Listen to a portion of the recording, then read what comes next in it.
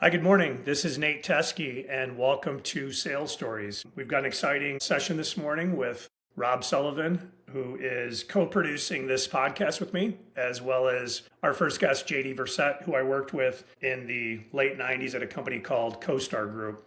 The purpose of this podcast is to talk about some sales stories that my colleagues that I had worked with over the years had from their sales careers. And Rob and I are going to be basically pulling all this content into a book that we are co-writing that's going to also be called Sales Stories. So with that being said, I wanted to introduce Rob Sullivan this morning. Nate, good to see you.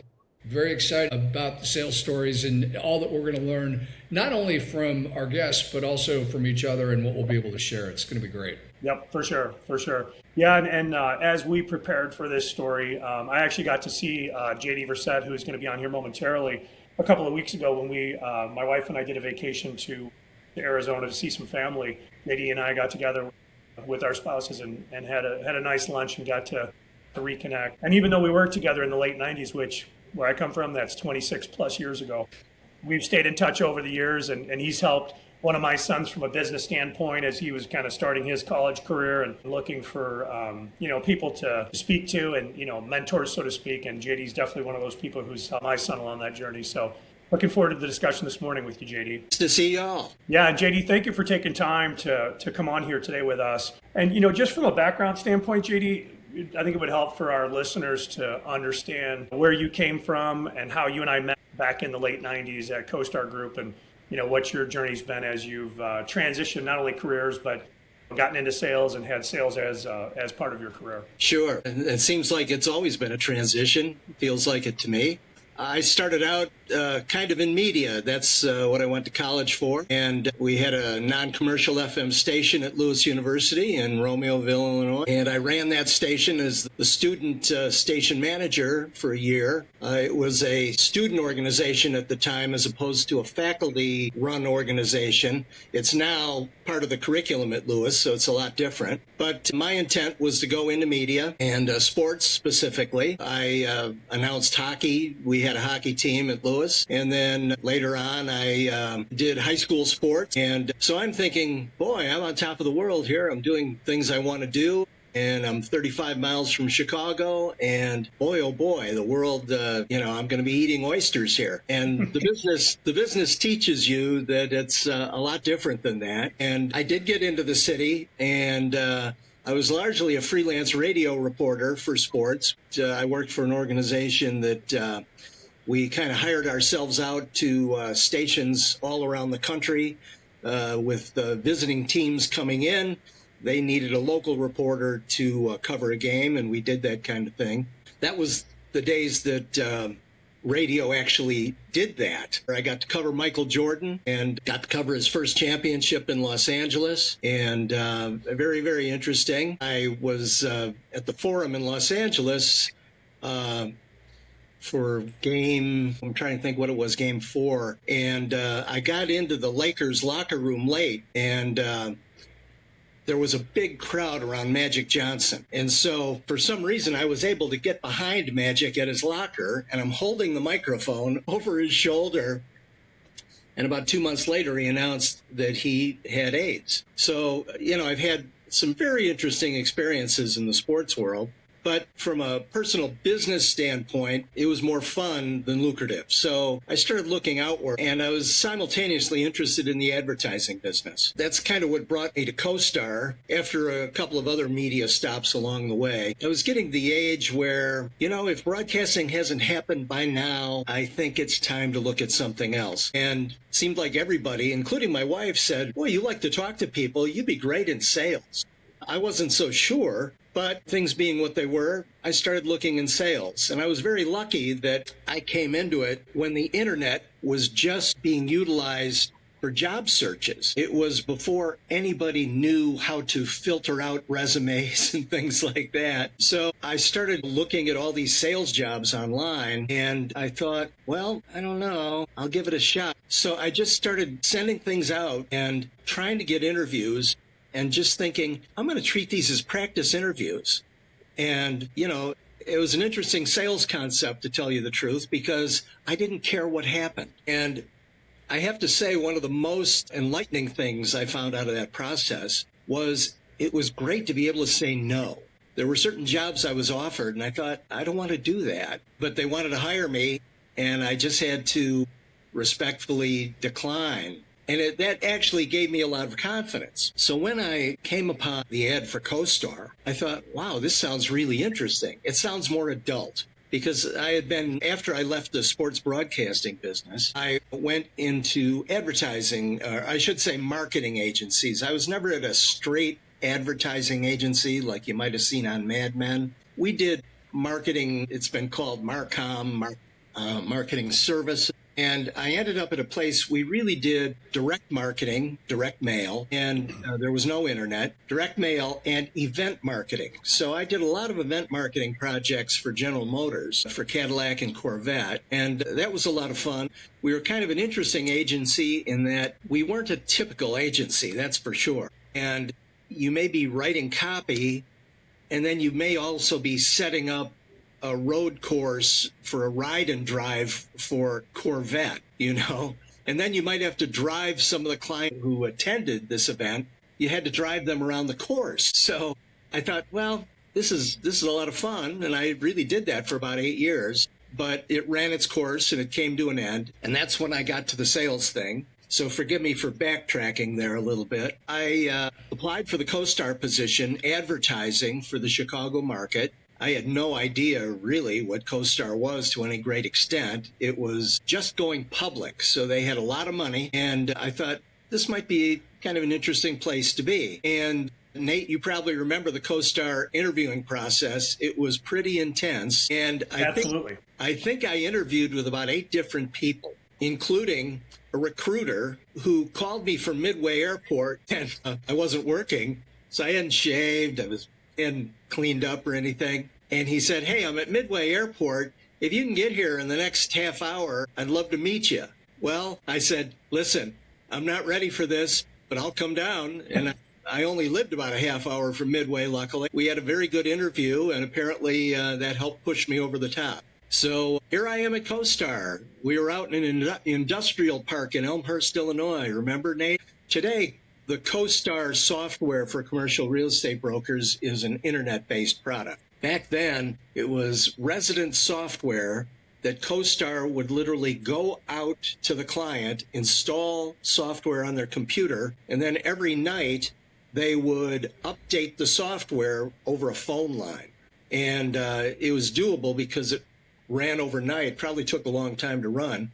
From an advertising standpoint, they had a news service at CoStar. They had a number of reporters who would dig up commercial real estate stories in all the markets in which they operated. And as part of the news service, they had a number of what I call slates, just screens of advertising availability, and where commercial real estate brokers could advertise their properties for sale. And that was really the focus of it. Have them advertise their properties on this news service. Well, Chicago, as I learned pretty quickly, compared to other markets like New York or Los Angeles, was not an advertising market. They just didn't really get the concept. New York and Los Angeles, they were a little bit more open to it, and they would spend some money, have a little budget for advertising. It really didn't much exist in Chicago. So I would talk with my cohorts in some of the other cities we had. Eventually, we had 20 markets in which we were trying to sell advertising, and everybody was kind of having the same difficulty. What do we do? So I'm trying to think. It was about 6 months in, and my boss came into my office, closed the door, and she says, I don't want to do this, but I have to give you this. And she handed me a letter saying that if I didn't sell more ads, basically I'd be terminated. That wasn't the wording, but that was the message. And she said, well, what do you think? Now, I was about maybe 2 months away from getting married. And it's a nice wedding gift. Well, yeah, right. Exactly. I'm sure others at CoStar had it worse. But so I was just very kind of nonplussed. I said to her, well, I'll do what I can do. I don't know how I did it. I think I did some price adjusting, frankly. We only had a limited number of spots for the advertising.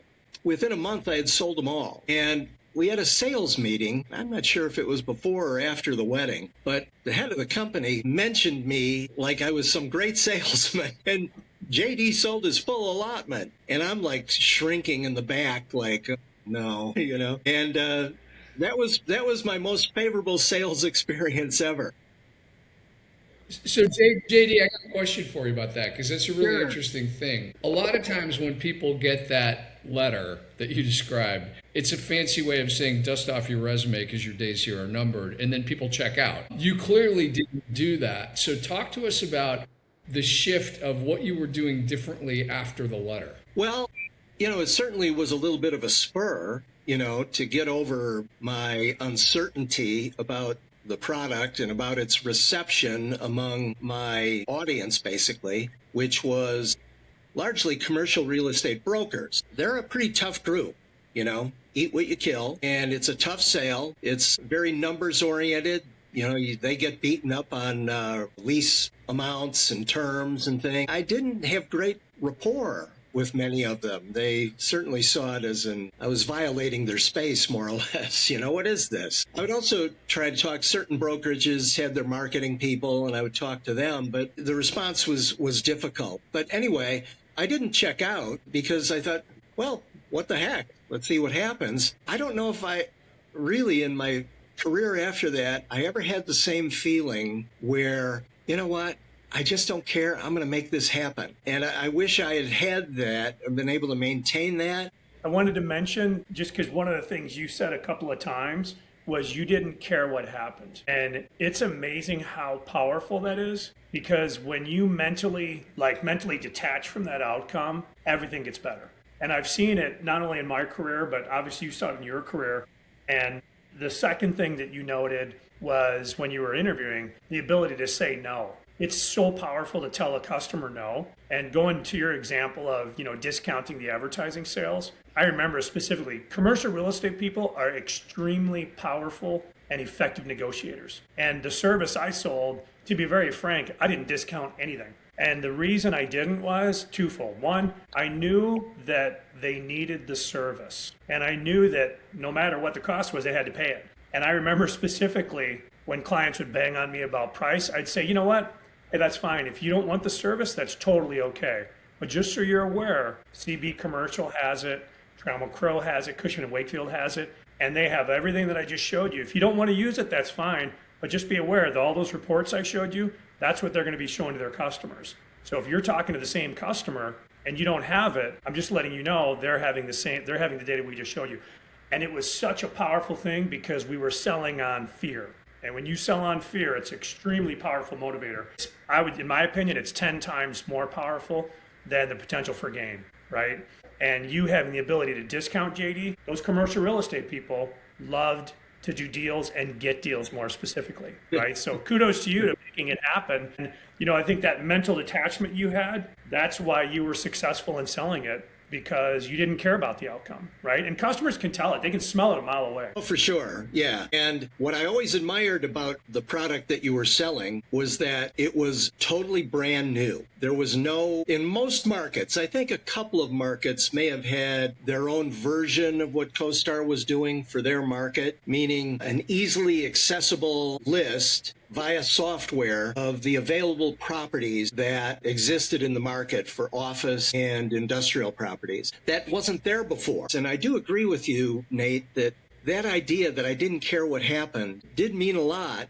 But then when the team numbers started getting lopped off, then you're thinking, well, I don't know what the chances are that I won't be next, And I guess I have to say I didn't respond well to that. And I wonder, actually, if I might ask you a question, do you find in working with salespeople that that's their fear and it ends up kind of kneecapping themselves? In what way? I want to make sure I understand and answer properly. In what way, like kneecapping themselves? How so? Well, they're so worried that they're going to be fired that they just think it's inevitable and that there's nothing they can do. I would agree.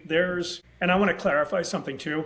When I say you don't care about what happens, you mentally tell yourself that, but deep down you really give a shit, right? Because you want to be successful. You want to do a good job for your customer. But it's that mental detachment. And there's a lot of people that I know and know of, primarily on LinkedIn, which is where I see a lot of these stories, where when you don't care about that outcome from a like big picture perspective, deep down you do, right? Everybody cares about it. Otherwise you wouldn't be doing it. But when you kind of make that mental detachment, exact situation in your case, JD, they were like, hey, you better start selling or we're going to have a conversation. You're going to be gone, right? Well, you took it as, well, screw it. You know what? I'm going to go out and I'm going to go make things happen. So whether or not that spurred you to be more successful, sometimes sales management's like, hey, good thing we gave him that letter, right? Because maybe he would still have not sold anything. You took a different approach. You're like, you know what? Hey, if they want to whack me, go ahead, right? Which it's so powerful, and I've lived it to it. The unfortunate thing is it took me a long time in my career to get to that point. Some of it's a maturity standpoint, if you want to call it that. But when you make that mental shift to not caring about that outcome, the customers can not only sense it, but they're like, hey, this guy doesn't care whether or not this deal happens in their eyes, right? And it's a bit of a Jedi mind trick, so to speak, but it's super powerful. It really, really is. And that ability to say no to, JD, that you talked about earlier, that's also very powerful because, you go to a client, you say, hey, the service costs, whatever, 10 grand a month or whatever the service cost. But you know what? We're running a promotion now. We're going to discount it to whatever you discounted it to, 7,500, whatever the numbers were, it doesn't matter. But the concept of, hey, this guy doesn't care about the outcome. He's giving me a deal on what it should actually cost. I better get this because at some point that deal's going to go away, right? Yeah. Yeah. The other thing I would add to that, to your question, JD, is that, in terms of cutting you off at the knees, it's people cut themselves off at the knees because a lot of times I don't think they realize that there's two things that are going to precede them in any job: their work ethic and their reputation. And if you check out mentally or otherwise, and people know that, that's going to follow you, or in some cases get there before you do. Well, I think, what Nate said, that commercial real estate brokers can really sniff out the salesperson to them. And I just think that I got a certain desperation on it that when discounting didn't work anymore, now what do I do? We as a company really didn't have an answer for that because I think I can't speak for the company, but just what I suspect is this product in its current form is not going to exist in a short time. So let's not be too concerned about it. The interesting thing was, to me, after I was let go, about 2 weeks later, I received a call from somebody at CoStar. And they said, would you like to come back? And I had already kind of set up my next move, so I decided to decline it, which was, I think, probably a good move in the end because I don't believe they even have an advertising product anymore. And I think it stemmed from the founder of the company had started in a kind of an advertising position to a certain extent by creating a book of, CoStar started as a book like residential people had. They had a big, thick book that came out every maybe couple weeks with the latest properties that are available for lease. He was used to that environment, and I think that's why he tried to put an advertising product into this. But I think ultimately the company realized that it's not really a good forum for the advertising. And so they just went in a different direction. But I mean, as far as an interesting business, it was certainly a very interesting business. And even the advertising was interesting. And I came to think over time because, I mean, I was there almost 4 years. I began to think that we were almost more of just another point of contact for the company that was low pressure, but it kept the company in the minds of the constituency in a way that wasn't quite as maybe sales forward as the software was. I don't know. Do you think, Nate, that might be a possibility? Yeah, I would agree. I would agree with that. I would refer to as a nice to have, not a must have. Yes. And it's most, the advertising piece. To your point, JD, it was a challenging position to be successful. But I wanted to also ask JD whether it was at CoStar or when you were doing the residential real estate piece. What would you say was your best experience, maybe related to CoStar, on a deal you did that kind of sticks out in your head where you went in and you didn't care about that outcome as we had talked about. You went in, talked to those commercial real estate people in the marketing group. Was there one that stands out to you as I can't believe we did this deal. This is awesome type thing, or one that kind of surprised you, so to speak? Wow. Well, I think every sale was somewhat of a surprise, to be honest with you. Um, yeah, I mean, and listen, I don't want to be saying here that, the product was so bad that nobody could sell it and I couldn't sell it and it's not my fault or anything like that. I think if, as a group in the department, I don't think we thought we could be more creative with it than we were, And thus, it was like, the idea that if you're a carpenter, every problem is a nail. We've got this advertising product that is to market lease space, and that's it. In retrospect, I think we could have maybe come up with some different concepts that would have made it more attractive and more useful to our constituency. Unfortunately, we didn't. And I think it's kind of a group. I hate to say failure, but I think it's something that as a group we could have certainly done better. But I really wanted it to succeed. I really enjoyed it. I enjoyed the company. I certainly enjoyed the real estate business. And in a way, it's a shame that it didn't all work out. But I think 4 years in a position like that is, a decent amount of time to give it a chance. Absolutely. So question for you though, because that's your comment about the missed opportunity aspect of it's really interesting. So fast forward in your career, where was there an opportunity where you said, you know what, we didn't do it at CoStar, but I'm doing it here. We're missing an opportunity. Here's, the customer. Where did you make that come to life where it didn't happen before? Well, that was what I consider my last sales job, to tell you the truth. Now, okay. I went into residential real estate, and in Illinois at the time, your license, you were either a managing broker or a salesman or a salesperson. And so I learned quickly that you don't sell commercial real estate, and it kind of has to sell itself. And that doesn't mean every home has to look like a mansion or it has to be perfect, but the buyer really makes the decision on it. You can't sell it. If you try to sell somebody a house, and I was not selling vacant land or anything like that, where you could say to somebody, oh, this is great. Look at the mall down the street. You're right next to this and that and blah. You can maybe sell that a little bit more, but a person's home, I don't believe you can sell it. I thought the job was more, how do I make this property as likely to be sold as it can be? And I was always mystified when I got into it, how so many people would say kind of like, Sally sells homes, or I sell, I'll sell your home. Not really, So it was, to me, the ultimate non-sale sale. From my standpoint, the sell was trying to convince somebody to allow me to help them sell a property or buy a property. And that took me a long time to figure out, and I'm not sure if I ever completely did, or that you ever really lose the feeling that I've got to try to sell something. Trying to convince someone to work with you, that to me is a really tough sell, because if you're selling them, they recoil from it for the most part. And I think it's a very subtle kind of selling that you have to learn to succeed to a strong extent in that field. Again, I won't say that I mastered it for sure, but, the idea of serving the client, certainly that is a very big part of it. And number one really is just talking to your client. And most of us have trouble with that. I probably had a little less trouble with that because, like what I was told when I got into sales, oh, you can talk to anybody. And I could talk to anybody.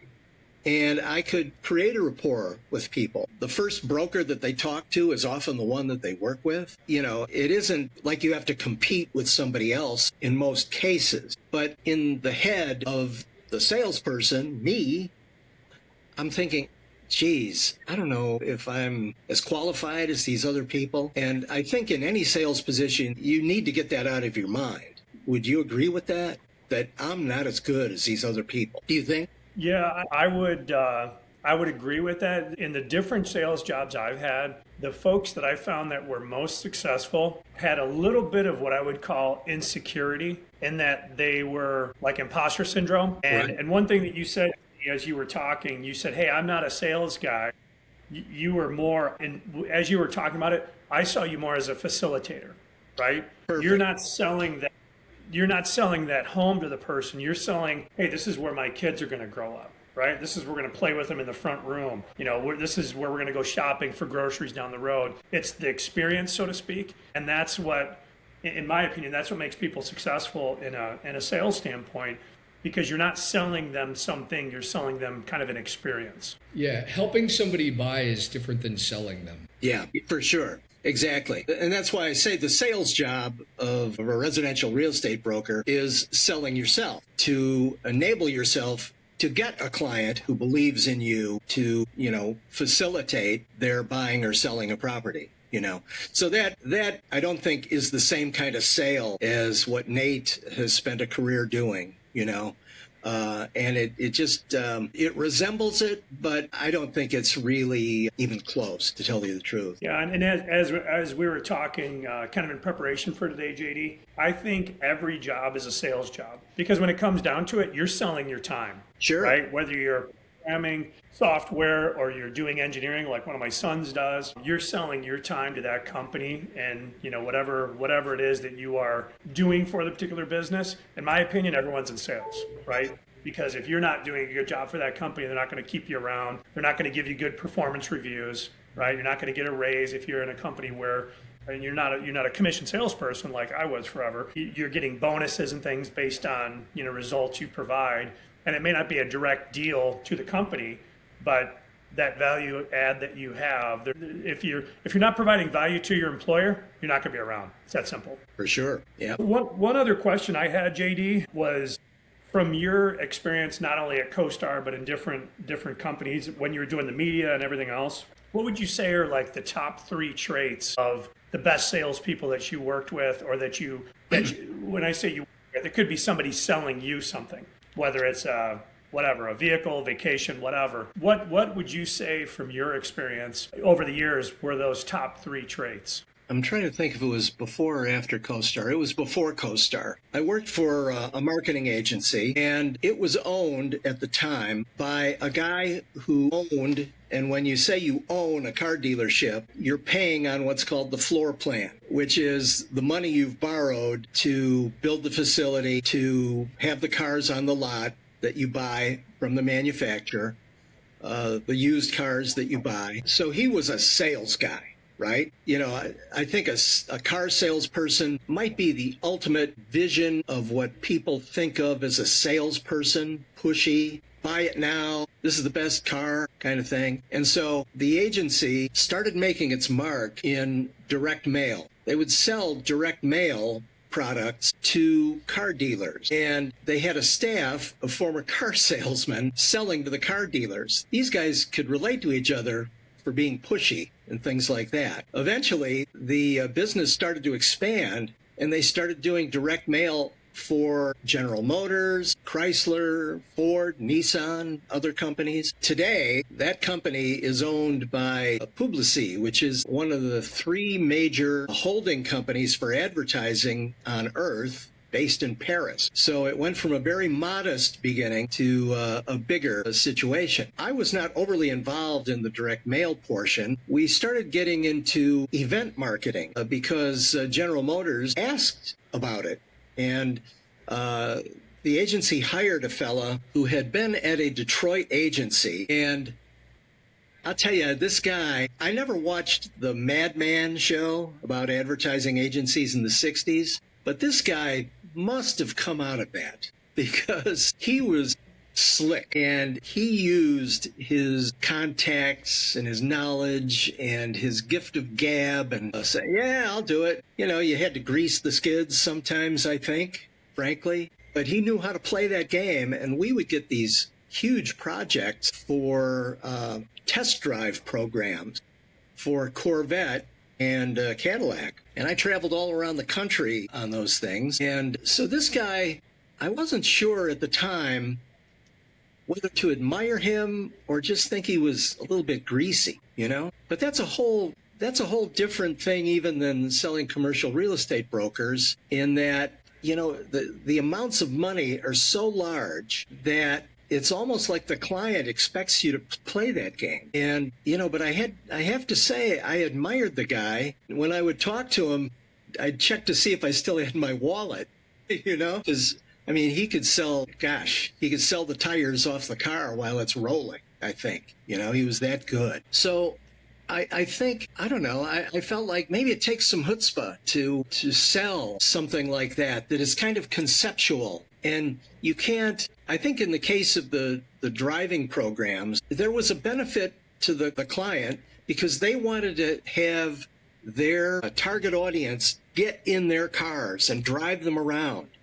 And, to go into a dealership and ask for a test drive, nobody likes the feeling on either side. But here, it was a very low pressure thing. People come in, they drive the cars. They could slam on the brakes on a slick, on a water pad. They could do chicanes in a parking lot. We did these events in stadium parking lots around the country. And you could pinpoint a benefit to the client for a program like that.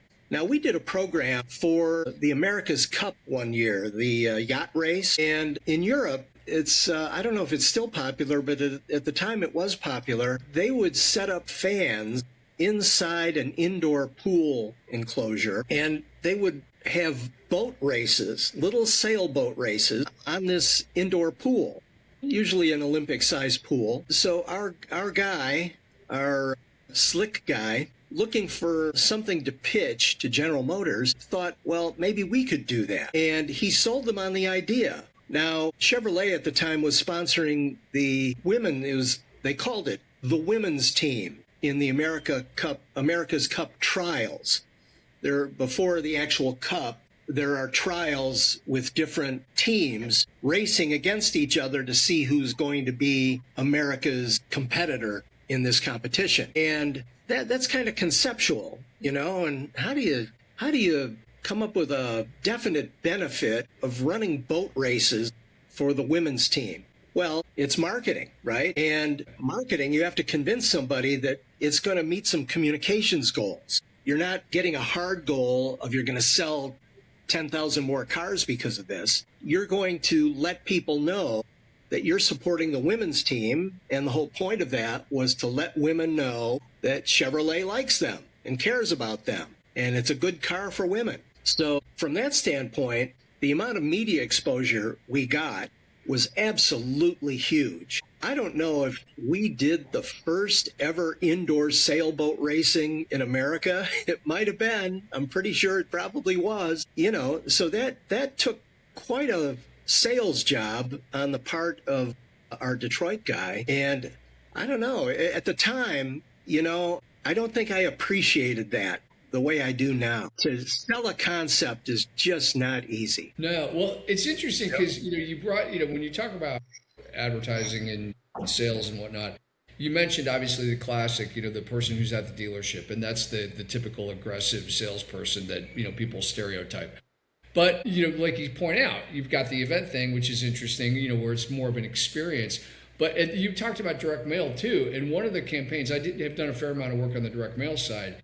And Porsche did a campaign years ago.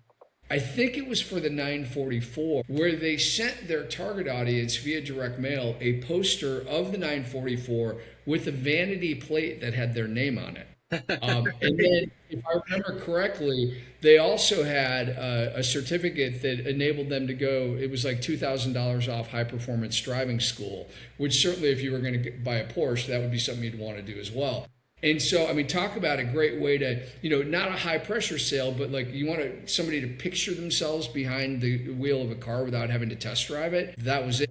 And the cool thing about direct mail is they can quantify that. I don't remember the response rates on that, but I do remember hearing that was a very effective campaign because it did exactly what you want people to do in that moment.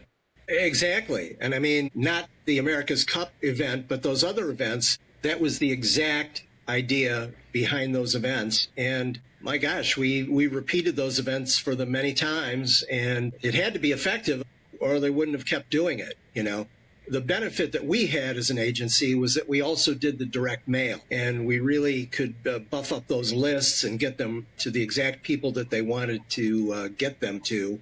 And the events were always well attended, for sure. And obviously a Cadillac or a Corvette is not kind of like, it's not like selling a Yugo.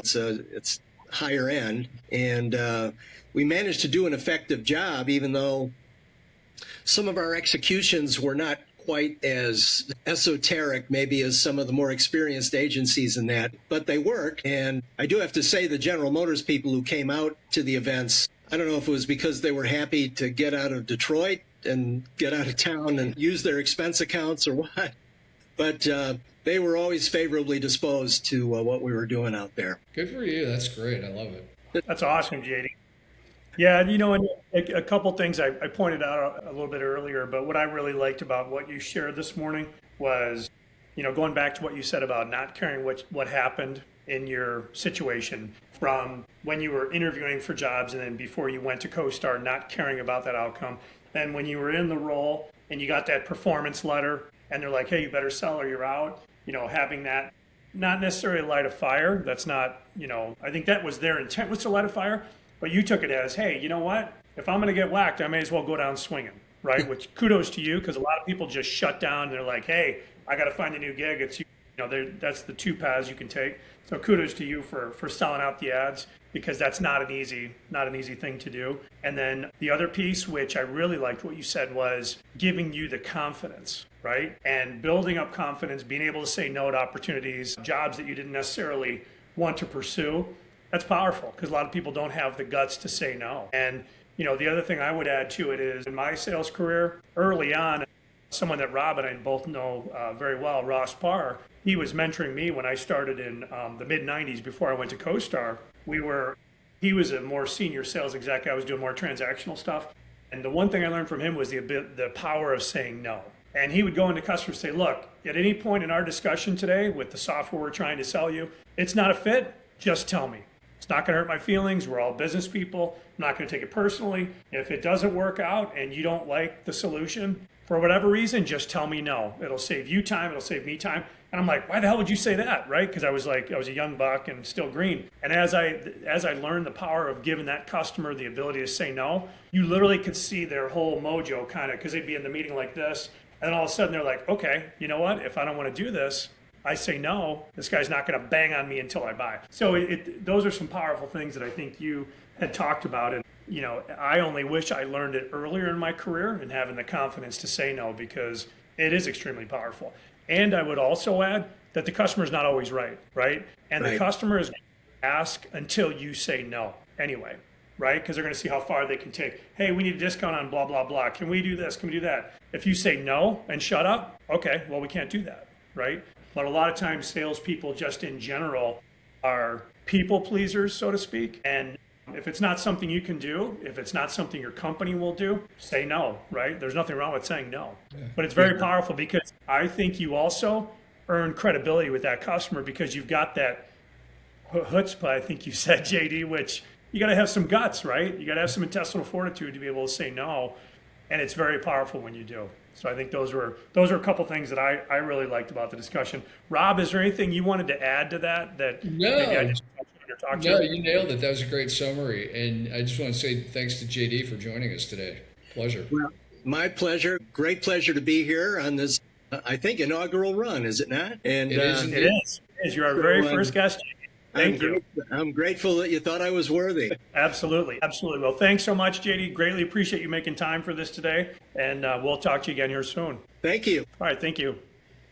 Thank you for joining us for the inaugural session of Sales Stories with Nate Teske, and I'm the co-host, Rob Sullivan. If you liked what you saw, definitely hit subscribe, hit like. It's not going to cost you anything, but you'll get notifications, because we're going to be interviewing a lot of people as we prepare the book and we come up with all the different stories that people are going to share, both from the sales perspective and ultimately from the client perspective. So thank you for joining us. Hit that like and subscribe, and we will see you next time. Right on. Thanks, everyone.